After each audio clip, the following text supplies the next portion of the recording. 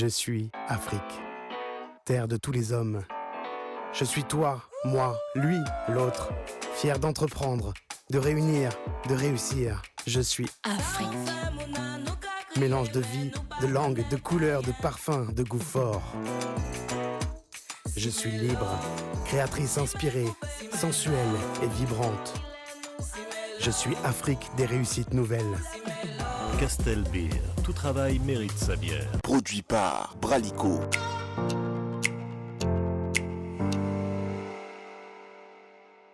Bonjour, vous regardez, écoutez le premier podcast du paysage audiovisuel congolais. Ici, on en parlait, un podcast produit par notre agence de communication, agence créative en communication d'influence, Kabali Solo. C'est la 3e saison et sur ce plateau, nous faisons défiler des hommes et des femmes qui viennent nous partager leur expérience dans des thématiques diversifiées. Aujourd'hui, nous avons l'honneur de recevoir Monsieur Patrice Bazolo, qui est conseiller fiscal agréé CEMAC, avec qui nous allons parler des questions liées autour de la paye, des impôts et de la fiscalité des entreprises. Bonjour, Monsieur Bazolo. Bonjour, Monsieur Kaba. Qui êtes-vous, Monsieur Patrice Bazolo? Alors, Patrice Bazolo, que je suis, est conseiller fiscal agréé CEMAC. Je suis aussi conseiller juridique, expert en droit social, expert diplômé et praticien en droit social, avec une longue expérience professionnelle de plus de 25 ans. Je suis actuellement associé et président du cabinet Sedlex & Partners, qui est un cabinet de conseil fiscal agréé CEMAC. Et dans le cadre de nos activités, nous accompagnons également nos clients dans les domaines des ressources humaines. Donc nous faisons aussi des services aux ressources humaines. Et nous avons aussi une offre de formation, ce qui fait que de temps en temps, nous animons des formations à l'endroit de nos clients. Voilà brièvement présenté qui est Patrice Bazolo et ce qu'il fait. C'est quoi un conseil fiscal? Alors, un conseil fiscal, ou plutôt le conseil fiscal, est une profession qui est réglementée au niveau de la CEMAC. Cette profession est encadrée par un règlement dont la dernière mise à jour ou la dernière modification remonte à 2019. Et le conseil fiscal donc, a un certain nombre de missions que le législateur lui confie. Il peut faire plusieurs prestations, au nombre desquelles figurent quelques prestations que je vais vous citer à titre indicatif. Oui. Le conseil fiscal peut faire des consultations en matière fiscale. Il peut accompagner son client dans la préparation des déclarations fiscales. Oui. Le conseil fiscal peut réaliser des missions d'audit fiscal. Le conseil fiscal peut jouer le rôle ou la fonction d'expert judiciaire en matière fiscale. D'accord. Le conseil fiscal peut assister son client dans le cadre des contrôles fiscaux, dans la préparation des réponses aux notifications de redressement. Le conseil fiscal peut faire la promotion du civisme fiscal. C'est autant de missions qui lui sont confiées et qu'il peut exercer pleinement à partir du moment où il est en règle. C'est-à-dire que ça ne va pas être n'importe quel conseil fiscal, mais un conseil fiscal agréé au niveau de la CEMAC. Au niveau de la CEMAC. Parce que c'est la même loi qui s'applique sur tous les pays de la zone CEMAC, c'est ça? Tout à fait. D'accord. C'est quoi la fiscalité, Monsieur Patrice Bazolo? Écoutez, la fiscalité, c'est une science qui étudie les impôts, les taxes, sachant que par impôt, il faut entendre un prélèvement obligatoire effectué par l'État ou les collectivités publiques pour financer les dépenses publiques. Par exemple, la santé, l'éducation, la sécurité, les infrastructures, etc. Donc, c'est un prélèvement obligatoire. Il n'est pas facultatif. Voilà, c'est ce que nous appelons d'ailleurs en langue vernaculaire Mpaku. Je crois que c'est un terme assez connu. C'est ça. Voilà, donc... Mpaku à l'État. Exact, vous avez tout trouvé. Exact. Donc voilà ce qu'on peut en dire brièvement au sujet de la fiscalité et de l'impôt. Comme c'est un podcast dédié aux entrepreneurs, nous allons nous concentrer sur les impôts liés aux entreprises. Il y a combien de types d'impôts, Monsieur Bazolo? Alors il y en a plusieurs. Évidemment, il y en a plusieurs. Il y a plusieurs types d'impôts.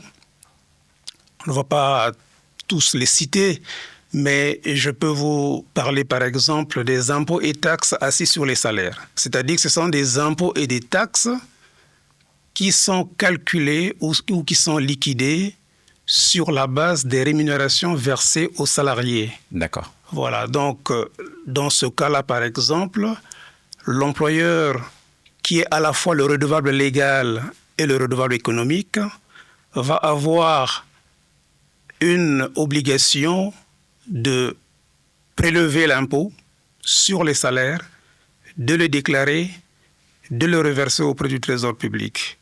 Il en est de même pour les cotisations sociales que l'employeur va avoir l'obligation de prélever et de reverser. Il y a bien d'autres types d'impôts comme la TVA, il y a des impôts comme la patente, Oui. il y a des impôts comme l'impôt sur les sociétés. Oui. Donc la liste, elle est très longue. Voilà, mais je peux même ajouter à côté de ces impôts des droits ou des redevances, simplement. La terminologie elle est assez riche à ce sujet. Et donc, à partir du moment où vous êtes un contribuable, selon le cas, même si vous n'êtes pas le redevable économique, mais vous pouvez en être le redevable légal. Je m'explique pour la meilleure compréhension. Je vous prends l'exemple de l'impôt sur les traitements et salaires. L'employeur, lui, il est simplement le redevable légal parce que la charge financière est supportée par le salarié puisque c'est un prélèvement qu'on fait sur son revenu. Oui. L'employeur, lui, a simplement l'obligation de déterminer, de déclarer, de liquider cet impôt, de faire les déclarations correspondantes et de reverser auprès de l'administration fiscale, sachant que, en cas de non-respect, bien sûr, de cette obligation, il s'expose à des risques. L'employeur, oui. Absolument. Oui, puisque c'est lui qui a cette obligation. Voilà. Donc, vous voyez que là, je viens de vous expliquer ce qu'on entend par le redevable légal. Oui. Parce que la charge financière n'est pas supportée par l'employeur. Oui. Mais je vous donne un autre exemple où l'employeur peut être à la fois redevable légal et redevable économique. C'est le cas, par exemple, de la taxe unique sur les salaires. Oui. Voilà, donc l'employeur qui va avoir l'obligation de calculer cet impôt, de liquider cet impôt, de faire sa déclaration et de payer cet impôt. Cet impôt n'est pas supporté par le salarié, il est supporté par l'employeur lui-même qui a versé des rémunérations auprès des salariés parce que l'assiette ou la base de calcul de cette taxe, justement, ce sont les rémunérations versées aux salariés. Donc là, il a les deux casquettes. Il est à la fois le redevable économique et le redevable légal. Lorsqu'une entreprise emploie des salariés, quelles sont ses obligations fiscales et sociales? Très bien. Employer du personnel veut dire avoir des obligations de rémunération. Voilà, nous avons parlé de salaire tout à l'heure. Le salaire est la contrepartie du travail fourni. Tout part de là.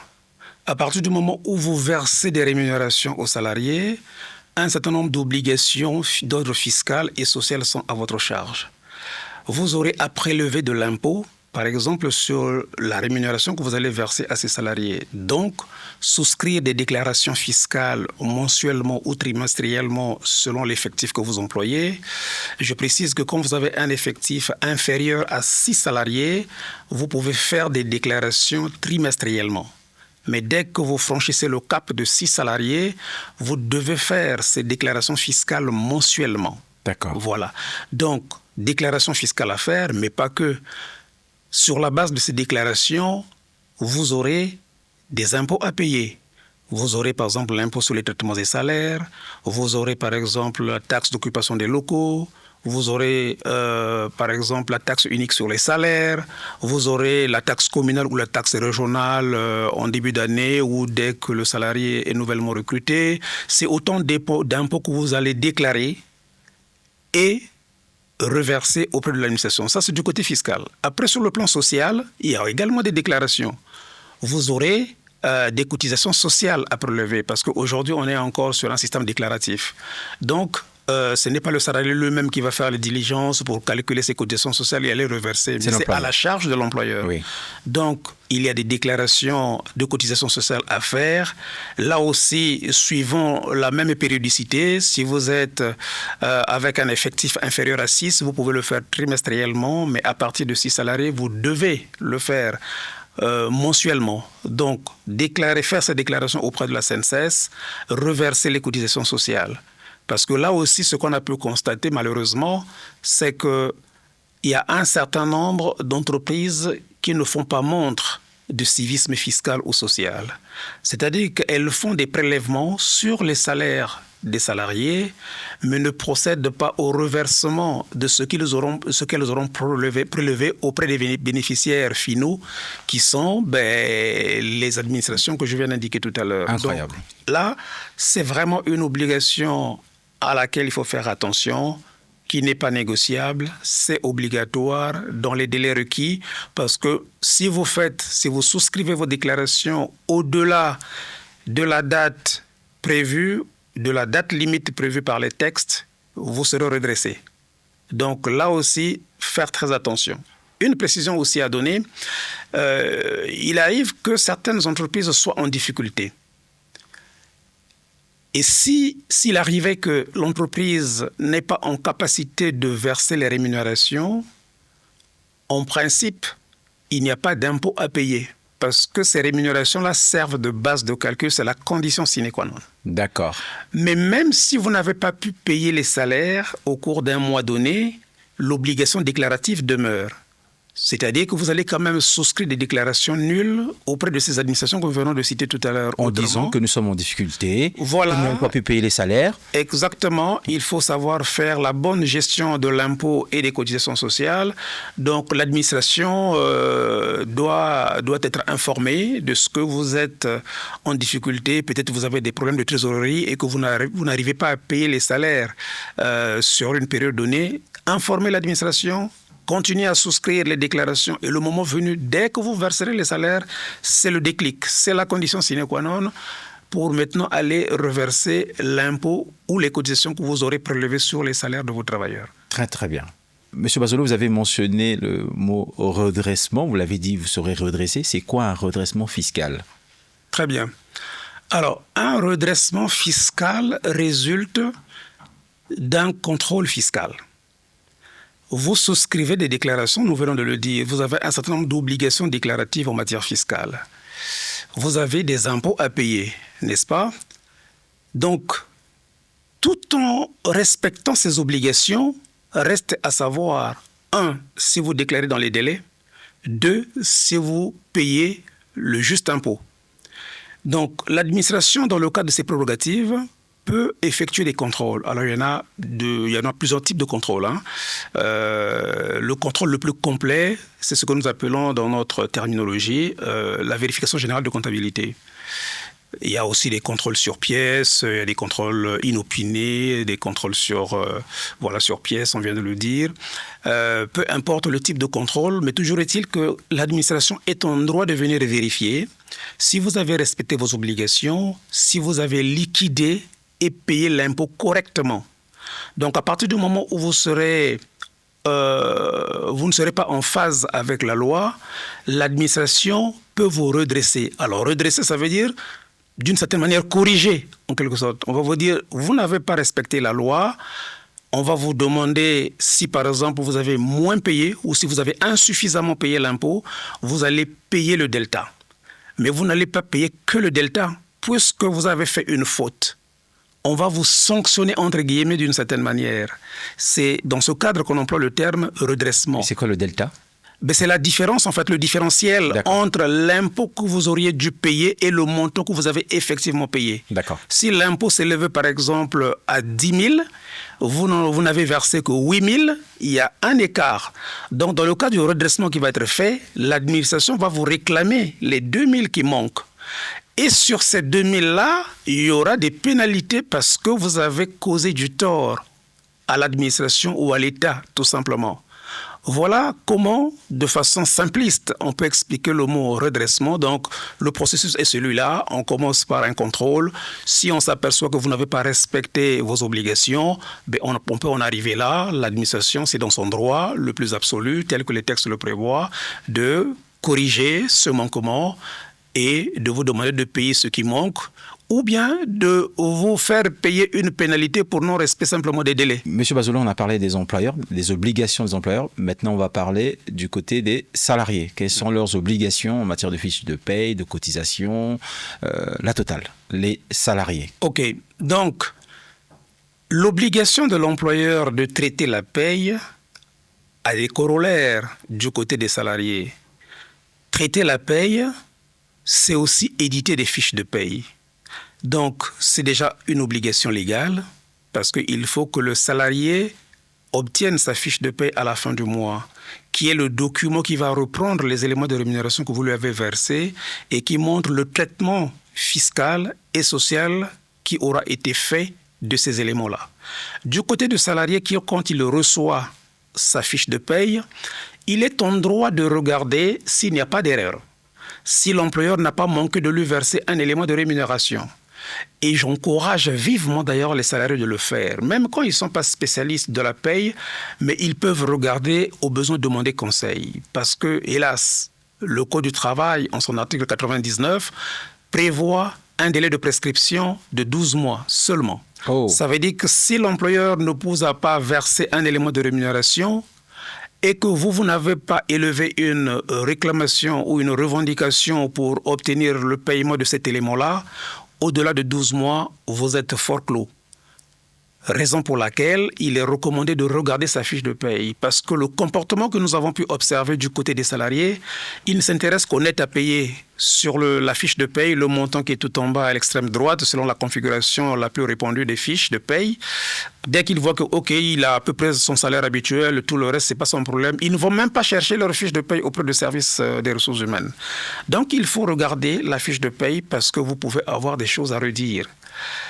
Ça, c'est une chose. La seconde, c'est que puisque l'employeur fait des prélèvements sur votre salaire, là, par exemple, sur le volet social, il y a des cotisations sociales pour votre prochaine retraite, donc votre pension de retraite.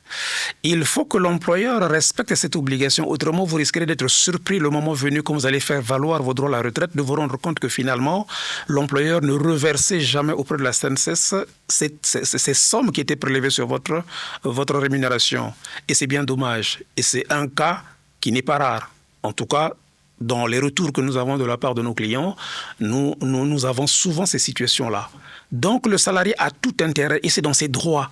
Il doit regarder sa fiche, il doit s'assurer que ses cotisations sont reversées auprès de la CNSS. Comment faire? Déjà, sur la fiche de paye, il y a une mention qui montre quel est le montant qui a été prélevé des cotisations sociales pour la retraite. Et il peut même aller faire un recoupement, c'est-à-dire aller auprès des services de la CNSS, vérifier si son employeur reverse ses cotisations prélevées auprès de la caisse.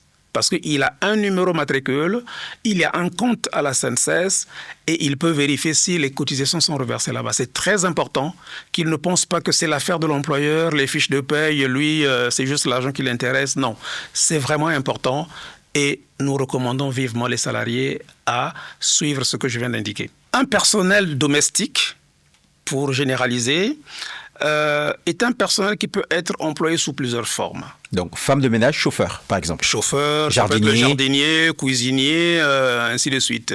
Ça peut être la personne qui fait la garderie, qui garde les enfants simplement, ou qui vient même faire un peu le pressing ou le ménage.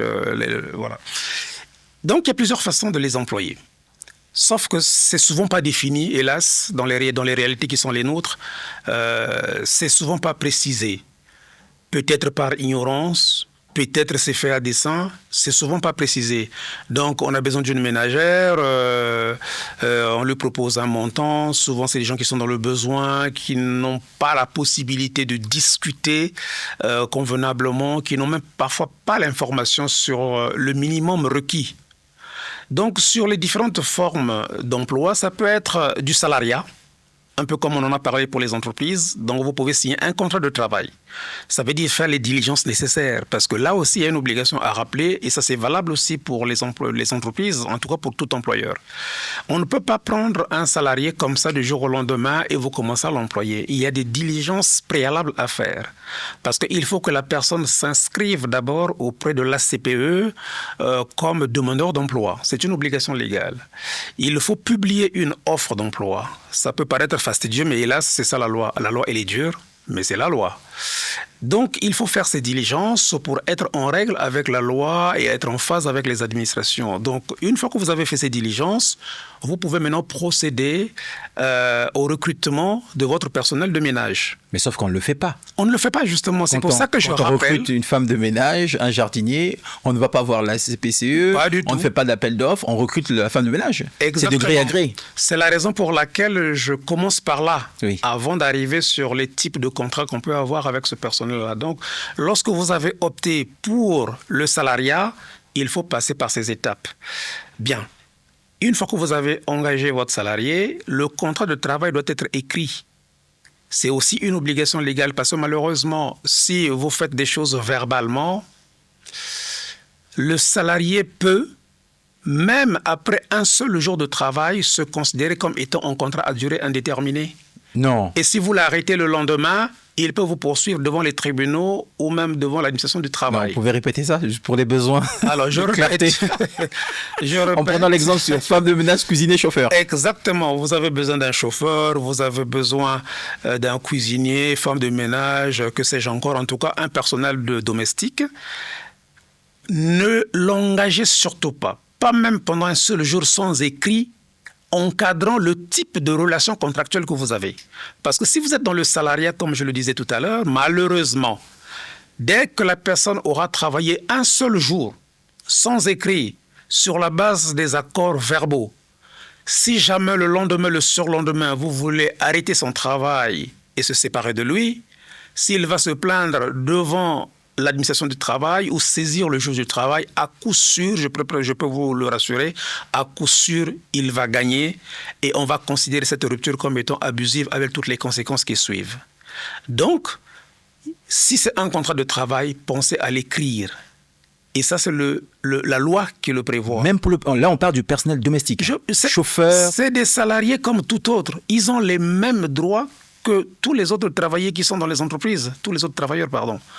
Donc, à partir du moment où vous êtes employeur, vous avez les mêmes obligations que les entreprises, y compris les déclarations qu'on vient d'exposer tout à l'heure, déclaration des impôts prélevés sur ces salaires-là, cotisations sociales, ainsi de suite. Vous avez exactement les mêmes obligations. Non, M. Bazolo. Oui, hélas. Vous vous rendez compte que là, on parle du personnel domestique. Oui. Donc, la femme de ménage, le chauffeur, le jardinier. Et en plus, c'est très bien parce que c'est pour ça qu'on a créé cette émission. Ouais, pour avoir de si vraies révélations. Tout à fait. Un chauffeur, jardinier, femme de ménage ont les mêmes droits. Exactement. Qu'un comptable dans une grande entreprise. Exactement. Et quand vous l'employez, vous devez, avoir un contrat. Absolument. Écrit. Pas verbal, écrit. OK. Et ce contrat doit être présenté aux formalités d'enregistrement auprès de la CPE.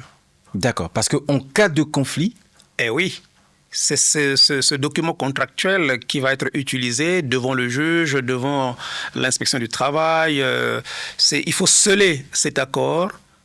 Parce que, vous savez, comme on dit, verba volant, scripta manent. Les paroles s'envolent, les écrits restent. Donc, il faut l'écrire, il faut le mettre par écrit. Et la loi du 17 septembre 1988, dite loi Onemo, qui est encore applicable aujourd'hui dans ses dispositions non contraires, prévoit cette obligation légale de mettre par écrit, de constater par écrit, et ce, immédiatement, tout accord conclu avec un salarié au moment de son embauche. Donc c'est une obligation légale, ce n'est pas une fantaisie, ce n'est pas pour embêter les personnes qui souhaitent prendre du personnel de maison. Donc c'est obligatoire. Donc ça c'est même ce qui est souhaitable d'ailleurs, le contrat de travail. Mais vous pouvez aussi employer du personnel de maison dans le cadre d'un contrat de prestation de service. Oui. Même si la tendance aujourd'hui, on a pu l'observer, c'est que les services de la CNCS ont tendance à vouloir requalifier ces contrats individuels de prestation de service en contrat de travail. Ça, c'est la réalité de terrain.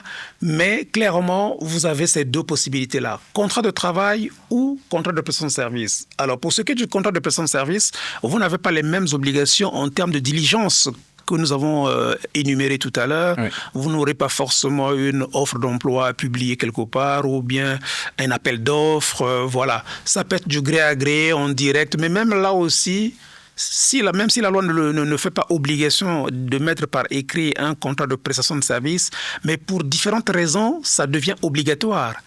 Parce que logiquement, ce contrat devait être présenté à la formalité de l'enregistrement auprès des services de l'enregistrement auprès de l'administration fiscale, par exemple. D'accord. Donc, il faut un écrit. Voyez-vous ?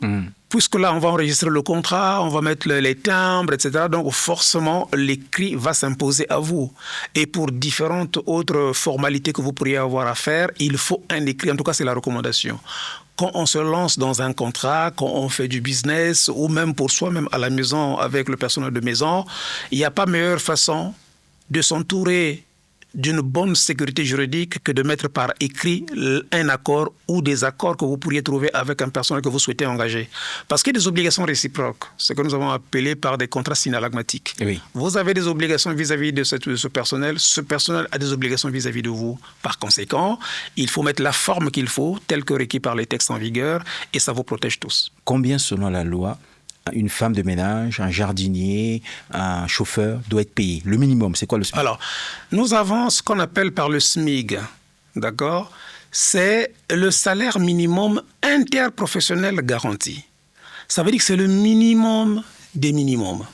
Peu importe le secteur d'activité, peu importe le volume de l'activité que vous avez, que vous soyez en forme sociétaire ou en forme individuelle, que vous soyez un simple individu qui veut prendre une ménagère à la maison, le SMIC reste le même. Ça veut dire que aujourd'hui, comme le SMIC a été porté maintenant à 70 400 francs CFA, avant, il était à 50 400 francs CFA. Il a été relevé par une loi de 2024 et qui est entrée en vigueur depuis le 1er janvier 2025. Donc, c'est le minimum, strict minimum à respecter. Et une précision aussi, parce que là aussi, il y a beaucoup trop d'approximations quand on entend les gens en parler. Ce minimum renvoie en réalité au salaire de base catégoriel.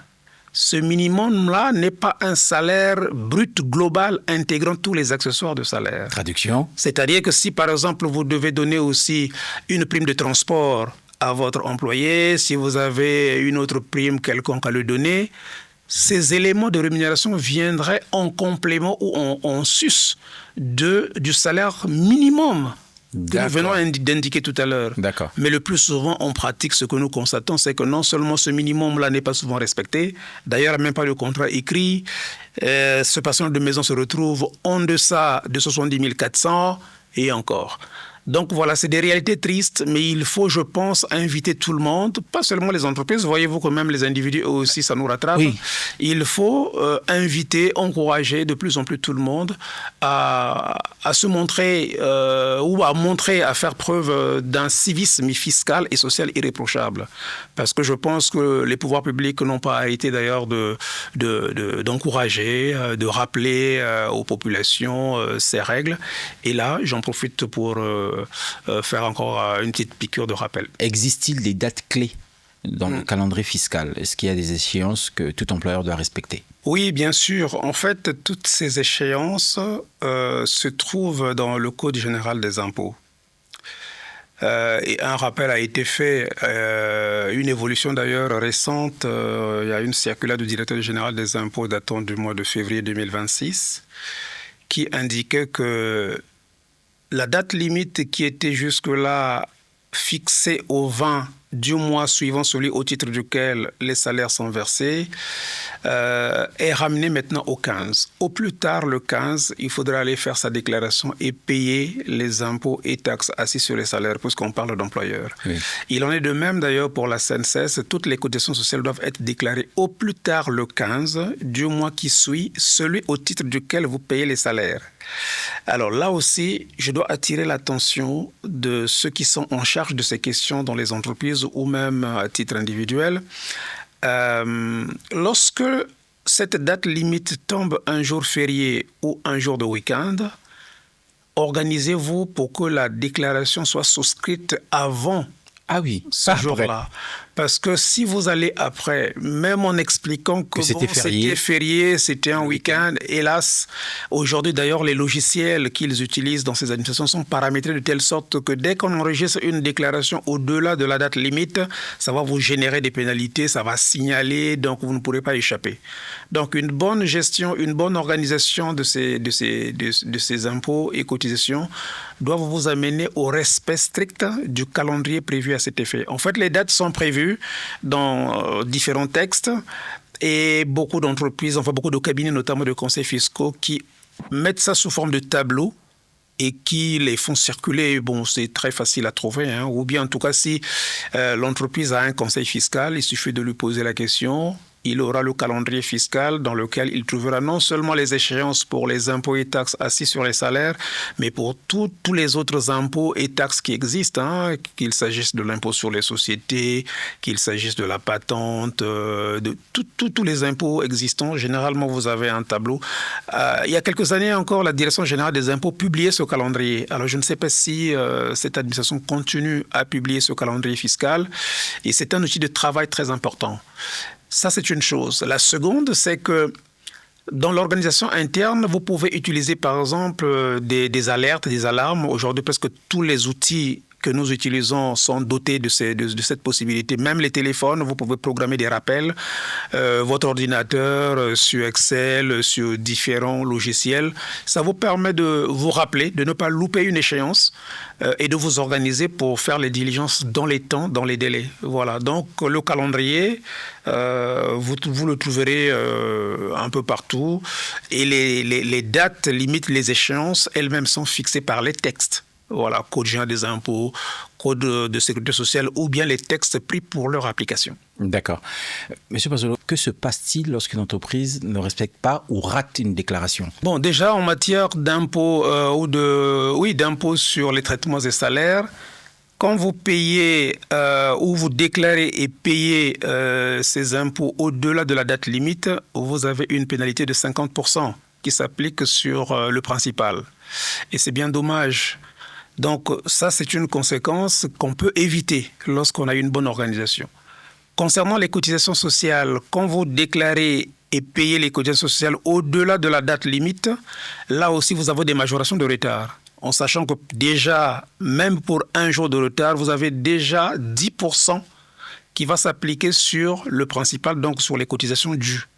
Et plus vous laissez passer le temps, chaque trimestre qui passe, vous entraîne vers une augmentation de ce taux. Donc, il y a 3% qui s'ajoutent pour chaque trimestre de retard que vous prenez. Et si vous laissez passer beaucoup de temps, je vous laisse imaginer jusqu'où ça peut aller. Et là, ce n'est pas limité, ce n'est pas plafonné, pour ce qui est des cotisations sociales, par exemple. Voilà. Okay. Donc, c'est des conséquences auxquelles on peut s'attendre lorsqu'on ne respecte pas les échéances fiscales et sociales concernant les obligations des employeurs. Dans le cas des contrôles fiscaux, les pénalités qui sont appliquées, il y a des entreprises, figurez-vous, qui peuvent se retrouver avec des chiffres avoisinant le milliard, sinon beaucoup plus, en matière d'impôts parce qu'ils n'auront pas respecté les échéances ou ils n'auront pas payé tout simplement l'impôt, surtout quand ça s'étend sur plusieurs années. Ça peut être lourd de conséquences. La prochaine question, c'est sur la paye. Pour nous, la paye n'est pas une science. C'est pour la plupart des gens, la paye, c'est simple.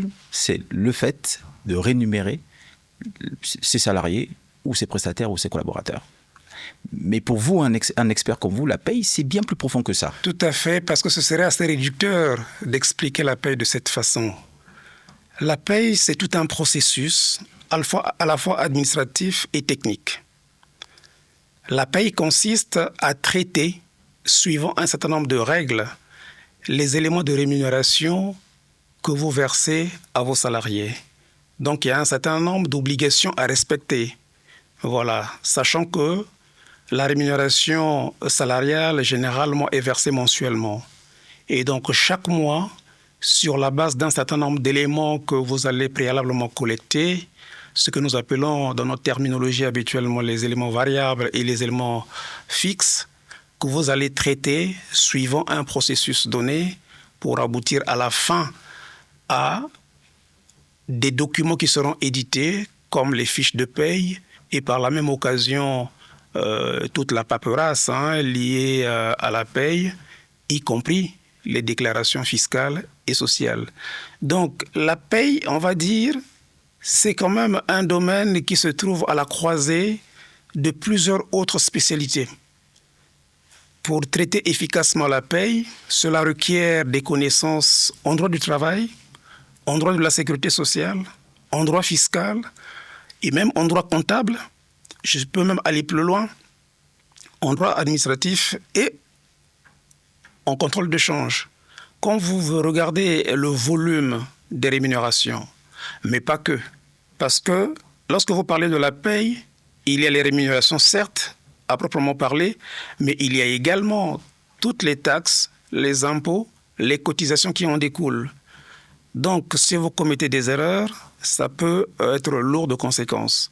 Ce qui fait que, justement, la paye, même pour les entrepreneurs qui commencent, ne doivent pas négliger ce volet. À partir du moment où ils s'engagent à employer du personnel, donc à verser des rémunérations, ils auront l'obligation de traiter la paye. C'est d'ailleurs la raison pour laquelle aujourd'hui, la quasi-totalité des entreprises utilisent des outils appropriés, des logiciels, des ERP assez performants aujourd'hui pour traiter la paye. Parce que manuellement, c'est source d'erreur et ça peut être très complexe. Ça relève presque de l'impossible que de traiter les salaires de 100 salariés, de 200 salariés. Même si vous avez une grosse équipe au niveau des ressources humaines, ça va être extrêmement difficile. Donc vous voyez que la paye, c'est un des éléments importants. Les investisseurs qui arrivent nouvellement ou les jeunes entrepreneurs qui commencent ne doivent pas négliger ce volet-là parce que ça peut facilement, si cela n'a pas été pris en compte, cela peut durablement compromettre le développement et la prospérité des entreprises ou des structures qu'ils mettent en place et de leurs activités. Voilà, donc la paye reste quand même un des points majeurs auxquels il faut faire attention et qui doivent être pris en compte même dans l'élaboration des business plans. Ils font des études, des simulations avant de lancer une activité.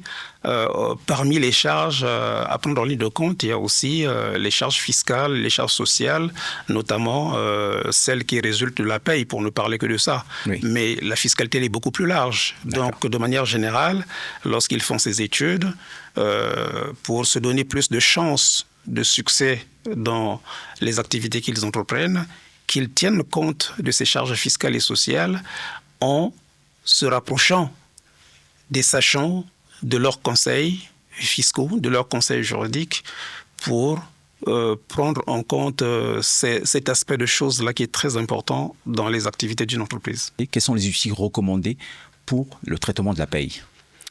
Alors, il y en a plusieurs. Les outils, il y en a plusieurs. Les logiciels de paye, notamment, qui sont utilisés. Je ne ferai pas la publicité de certains logiciels, mais je sais que parmi les plus connus sont Sage Pay, mais il y a aussi SAP, et il y a bien d'autres outils qui sont utilisés. Alors, il y a quand même, je dois attirer l'attention quand même sur l'utilisation de ces logiciels, parce que tout est automatisé en fait.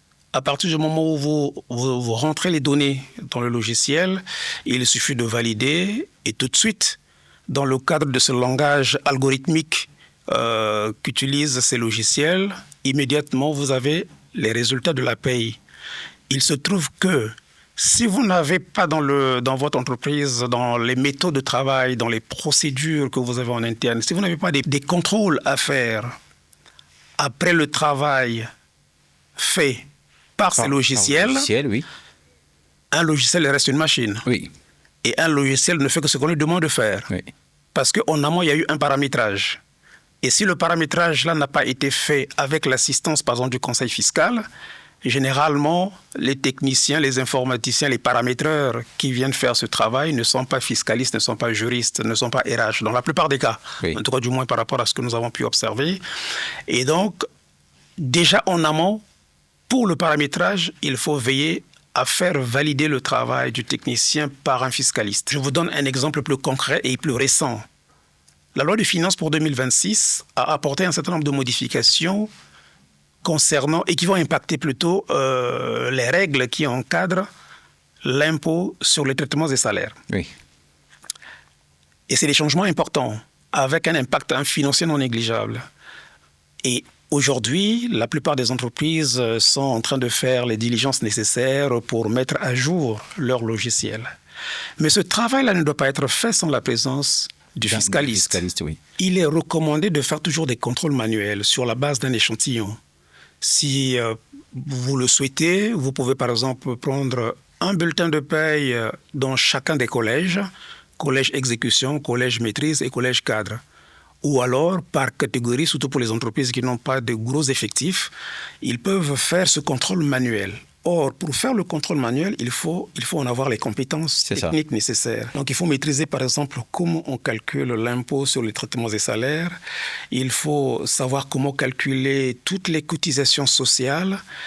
Et ça vous permet de comparer entre les résultats générés par le logiciel de paye que vous utilisez et le contrôle que vous faites manuellement. Ça vous conforte dans les résultats produits par le logiciel. Et c'est ce qui permet aussi, dès que vous avez des différences, après 2, 3, 4 contrôles par des personnes différentes au long de votre service et même auprès de votre conseil fiscal ou de votre expert RH, droit social, ça va vous alerter. Ça va vous dire non, il y a quelque chose qui ne va pas.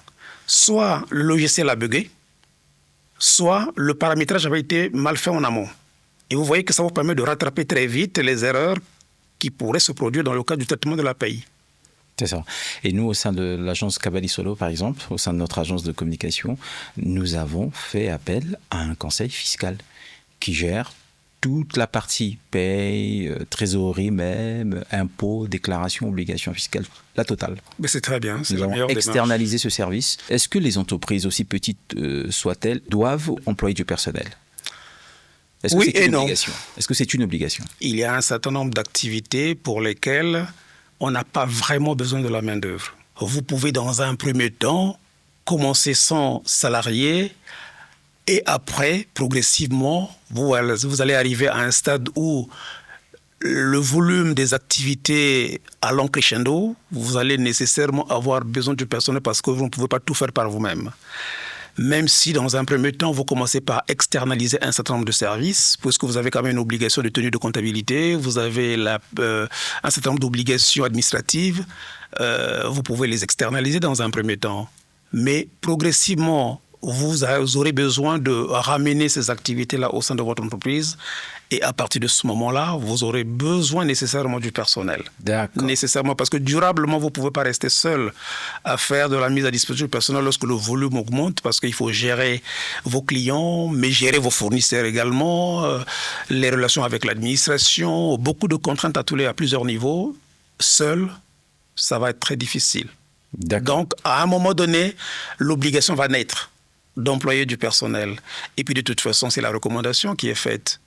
Si vous entreprenez une activité, on vous souhaite d'évoluer, de grossir, et après, ou même dès le départ, employer du personnel, et ça arrange tout le monde. Ok. Quand on parle de personnel... Alors, une petite précision pour commencer.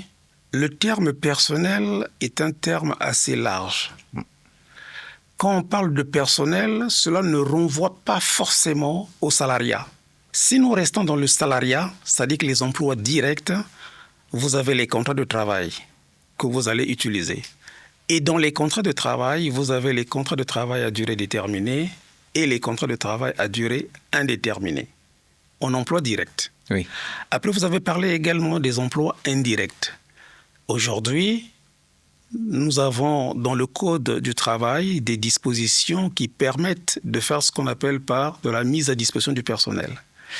Donc, une entreprise peut avoir besoin de la main-d'œuvre mais ne souhaite pas embaucher du personnel en direct pour diverses raisons. Et il peut s'adresser à un prestataire, surtout pour des emplois temporaires. Voilà. Donc, à partir de ce moment-là, vous pouvez recruter du personnel, mais pas pour votre propre entreprise, mais du personnel que vous allez mettre à disposition d'un utilisateur, d'une entreprise utilisatrice. Et ce contrat-là aussi est encadré. Il n'est pas identique. Il n'est pas géré de la même manière qu'un CDI classique. Oui. Voilà, il n'est pas géré de la même manière qu'un CDD classique. Là, comme la durée elle est limitée dans le temps, ça va être aussi une variante des CDD, mais avec un encadrement juridique assez particulier. Voilà ce que je peux dire. Après, en restant sur les emplois indirects, on peut sortir du salariat. C'est-à-dire que vous pouvez avoir recours à du personnel que vous allez employer en qualité, par exemple, de prestataire de services simplement, de consultants, des gens qui viennent en freelance. Voilà. Ceux-là ne seront pas dans le salariat, ne seront pas régis par le Code du travail, mais seront régis par d'autres règles. Et avec eux, vous allez mettre en place ce qu'on appelle par un contrat de prestation de service qu'on peut appeler contrat de consultant ou contrat de freelance ou de prestataire simplement. Bref, voilà un peu ce que je peux dire sur la catégorie des contrats que vous pourriez rencontrer assez souvent auprès des entreprises jeunes qui commencent. Mais là aussi, j'attire l'attention de ces jeunes entreprises qui commencent. Ce n'est pas des choses à banaliser. Vous engagez un salarié, il s'agit là des contrats synalagmatiques, c'est-à-dire avec obligation réciproque. Donc vous prenez des engagements vis-à-vis de ce salarié-là, mais des engagements vis-à-vis de l'administration également. Tout à l'heure, nous venons de parler de la paye. Si c'est un salarié que vous embauchez, donc vous aurez un contrat avec ce salarié, mais de ce contrat naîtront d'autres obligations à la charge de l'employeur, notamment vis-à-vis de l'administration. On a parlé du paiement des impôts, vous allez traiter la paye, vous allez avoir un certain nombre de choses à faire. Donc voilà ce qu'on peut dire sur la panoplie des contrats qu'on peut rencontrer dans ce cas de figure. La précision que je dois donner ici, c'est que pour les prestataires, leur rémunération n'est pas traitée dans les logiciels que nous venons de citer tout à l'heure, oui. Les ERP qui permettent de traiter la paye. Parce qu'eux, ils n'auront pas une fiche de paye. Oui. Il s'agit des prestataires qui vont vous adresser une facture pour se faire payer par rapport aux prestations qu'ils auront fournies. D'accord. À charge pour vous maintenant, si c'est des individus, simplement, vous aurez à faire une retenue à la source, parce qu'il y a un impôt quand même à prélever. La BNC, je pense, non ? Voilà, ce qui relève par exemple des bénéfices non commerciaux, par exemple, vous aurez un prélèvement obligatoire à faire que vous allez reverser auprès du Trésor public. Je crois que c'est 10%. Et si vous, oui, pour le moment. Oui. Et si vous ne le faites pas, ben c'est vous qui allez répondre ou qui allez te redresser le moment venu en cas de contrôle fiscal. Quel conseil donneriez-vous à un jeune qui veut être en règle fiscalement ? Avec toute la volonté, la motivation, qu'est-ce que ce jeune ou cette jeune doit faire pour être en règle ? Alors, déjà, la création d'entreprise, une fois qu'elle est faite, vous avez une bonne documentation que vous fournit la CPCE. Au nombre des documents qui vous sont délivrés, vous avez aussi le NIO, qui est le numéro d'identification unique. Bien. La fiscalité commence déjà par là. Parce que vous aurez des déclarations à faire dès que vous allez commencer votre activité. Mais il faut déjà que vous soyez connu par l'administration fiscale. Donc, le NIO, c'est une chose, mais après, il faut faire ce qu'on appelle par la déclaration d'existence auprès de l'administration fiscale. Il faut le savoir. Oui. Parce que vous devrez être enregistré auprès de l'administration fiscale pour que vos impôts, vos déclarations soient reçues, enregistrées, etc. Donc, ça, c'est un élément très capital que les jeunes qui commencent, que les jeunes entreprises qui commencent doivent nécessairement savoir. Donc, le conseil, c'est de dire, OK, tout le monde n'est pas fiscaliste, tout le monde n'est pas juriste. Et n'ayez pas peur, n'ayez crainte, allez vers celui qui a le conseil, celui qui sait faire. Comme ça, il va vous guider, il va vous orienter. Vous serez plus serein. Et vous n'aurez pas la peur de recevoir des administrations dans le cadre des contrôles. Vous resterez focus sur votre activité. Vous aurez le nez dans le guidon, à fond dans le développement de votre business. Et le volet fiscal sera géré de façon adéquate. Vous allez faire même ce que nous appelons, nous, la veille fiscale. Donc, régulièrement, vous allez vous assurer, est-ce que j'ai honoré toutes mes obligations fiscales? Est-ce que les déclarations ont été faites? Est-ce qu'on n'a pas loupé une échéance? Est-ce qu'on a calculé l'impôt correctement? Est-ce que... Voilà. Donc, vous voyez l'avantage d'avoir un conseil fiscal avec vous tout le temps. Ça peut vous aider. Donc, les jeunes qui commencent, pensez-y. La gestion fiscale est capitale pour la réussite d'un business. Et si le jeune souhaite être conseillé par vous, comment ce jeune entrepreneur ou cette jeune dame peut faire pour vous contacter? Écoutez, nous sommes pour le moment basés à Pointe-Noire. Nous avons nos bureaux au centre-ville et nos numéros de téléphone sont disponibles. Je peux les indiquer très rapidement, il y en a deux. Donc 06 661 82 81. Le second, 04 433 95 03. Donc, par ces deux numéros déjà, on peut nous contacter et les adresses e-mail sont disponibles, nos bureaux sont ouverts, voilà. Mais nous sommes assez souvent présents aussi à Brazzaville, puisque nous avons des clients que nous suivons ici. Donc, les rendez-vous peuvent se tenir à Pointe-Noire comme à Brazzaville ou dans une autre localité du territoire national. Nous sommes disposés à accompagner ceux et celles qui souhaiteraient bénéficier de notre assistance. J'ai une question qui me vient à l'esprit. Est-ce qu'il y a trop d'impôts en République du Congo, selon vous? C'est une question qui est délicate, mais pour y répondre, il est bon de repartir un peu en arrière pour voir la progression ou l'évolution de la loi fiscale depuis un certain nombre d'années. Et je pense qu'aujourd'hui, l'administration fait quand même beaucoup d'efforts pour baisser la pression fiscale. Vous observerez sur un certain nombre d'impôts les taux qui baissent, par exemple. Pour ne citer que le cas le plus récent de l'IRPP, l'impôt sur le revenu des personnes physiques, qui est devenu l'impôt sur les traitements des salaires, oui.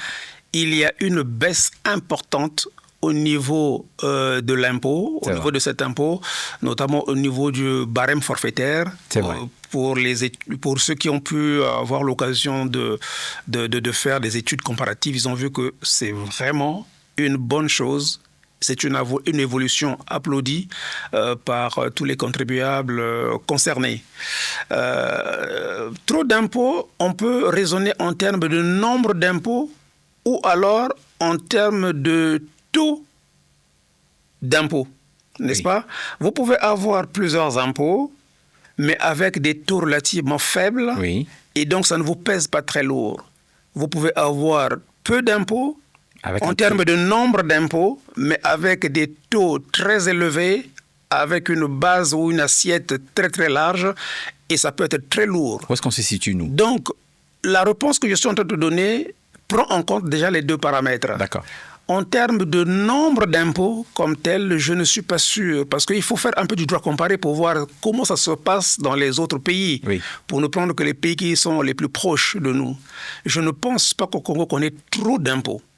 Après, venons-en sur le taux ou les taux et l'assiette en tant que telle. Et c'est sur ce point précisément que je vous ai parlé tout à l'heure de l'évolution dégressive de ces taux. Et je pense qu'il y a une évolution quand même qu'on peut observer. Il y a encore des choses à faire certainement, mais je pense qu'on peut déjà applaudir les efforts qui sont faits pour baisser la pression fiscale, favoriser l'arrivée des investisseurs et contribuer à l'éclosion de l'activité économique. Donc je pense que de ce point de vue, sans trop m'avancer, je pense qu'on est sur une bonne voie.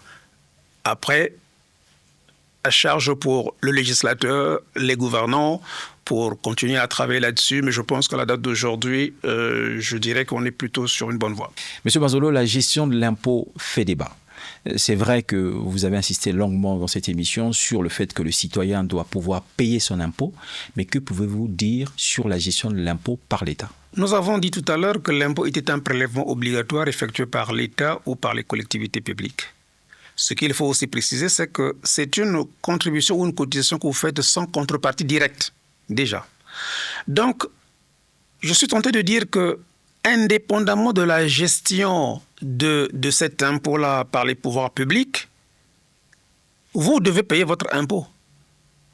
Donc, on ne peut pas en faire une condition préalable en disant « oui, mais il faut d'abord que vous gérez l'impôt avant que moi je ne paye mon impôt ». Non.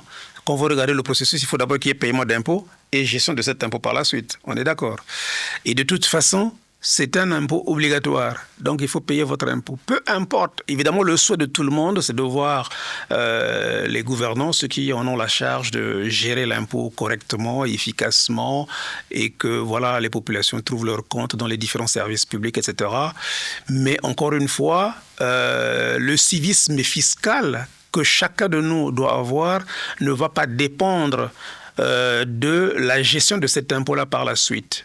Moi, je ne suis pas en mesure, je n'en ai pas les capacités pour apprécier la gestion qui est faite de l'impôt. Je suis un citoyen comme tout le monde, mais la recommandation à faire, j'insiste, il faut payer son impôt, peu importe ce qu'il adviendra, il faut payer son impôt. C'est d'abord ça ce qu'on attend de nous, le fameux civisme fiscal. Monsieur Patrice Bazolo, merci beaucoup pour cet échange. C'était un très bel entretien. Vous avez parlé avec passion, connaissance, intelligence et sagesse. Merci beaucoup. Merci à vous de nous avoir regardés, de nous avoir écoutés. Abonnez-vous à notre chaîne YouTube et merci de nous laisser un petit commentaire. Merci. Au revoir. À la prochaine.